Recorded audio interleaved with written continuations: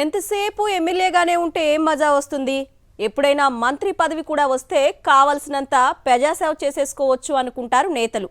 ఉమ్మడి తూర్పుగోదావరి జిల్లాలో ఓ టీడీపీ నేతకి అర్జెంటుగా మంత్రి అయిపోవాలనుంది.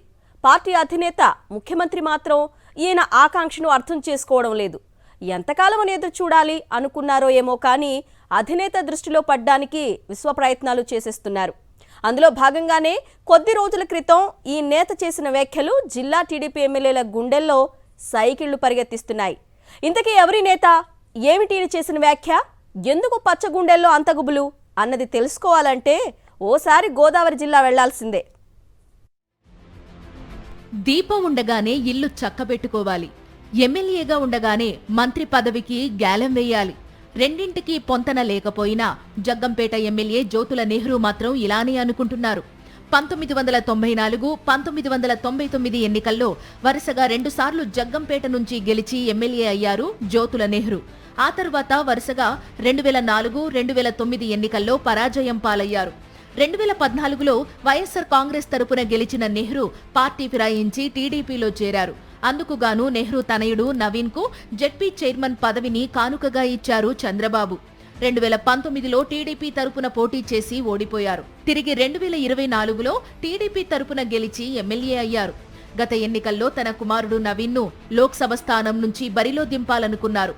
అయితే పొత్తులో భాగంగా కాకినాడ ఎంపీ స్థానం జనసేనకు వెళ్లడంతో కుదరలేదు. 4వ ఎమ్మెల్యేగా కొనసాగుతోన్న జ్యోతులకు మంత్రి అయిపోవాలని చాలా ఆశగా ఉంది. అయితే ఈయన తహతహలను చంద్రబాబు గుర్తించడం లేదు. జిల్లాకే చెందిన మాజీ మంత్రి సీనియర్ నేత యనమల రామకృష్ణుడైతే మంత్రి పదవి వస్తే నెహ్రూ పాడైపోతారన్న ఆలోచనతో ఆయనకు పదవి రాకుండా మోకాలడ్డుతున్నారట. యనమల చేసిన ఈ సాయం గురించి కాస్త ఆలస్యంగా తెలుసుకున్న నెహ్రూ ఎలాగైనా సరే మంత్రి పదవి కొట్టాల్సిందే అని డిసైడ్ అయ్యారట.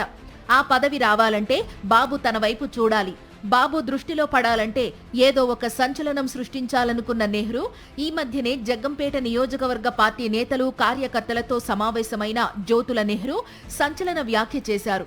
వచ్చే ఎన్నికల్లో తన కుమారుడు నవీన్ జగ్గంపేట నుండి పోటీ చేస్తారన్న జ్యోతుల తాను జిల్లాలోని మరో నియోజకవర్గం నుంచి బరిలో దిగుతానని అన్నారు. దీంతో జిల్లాకు చెందిన ఇతర టీడీపీ ఎమ్మెల్యేల గుండెల్లో రాయి పడింది. జ్యోతుల తమలో ఎవరి నియోజకవర్గానికి ఎసరు పెడతారోనని వారు కంగారు పడుతున్నారు. అయినా ఒకే కుటుంబంలో ఇద్దరికి చంద్రబాబు టికెట్ ఇస్తారా ఏంటి అని మరికొందరు ధీమాగా ఉన్నారు. జ్యోతుల మాత్రం మంత్రి పదవి కోసమే అధిష్టానంపై ఒత్తిడి పెంచడానికే వ్యూహాత్మకంగా ఈ వ్యాఖ్య చేశారని రాజకీయ పరిశీలకులు భావిస్తున్నారు. ఈ వ్యూహాన్ని నాయకత్వం కూడా గమనిస్తోంది. అయితే ఇదే జిల్లా నుంచి జ్యోతుల సామాజిక వర్గానికే చెందిన పవన్ కళ్యాణ్ డిప్యూటీ సీఎంగా ఉన్నారు. ఇప్పుడు జ్యోతులకు మంత్రి పదవి ఇవ్వడం కుదురుతుందా అన్నది ప్రశ్న.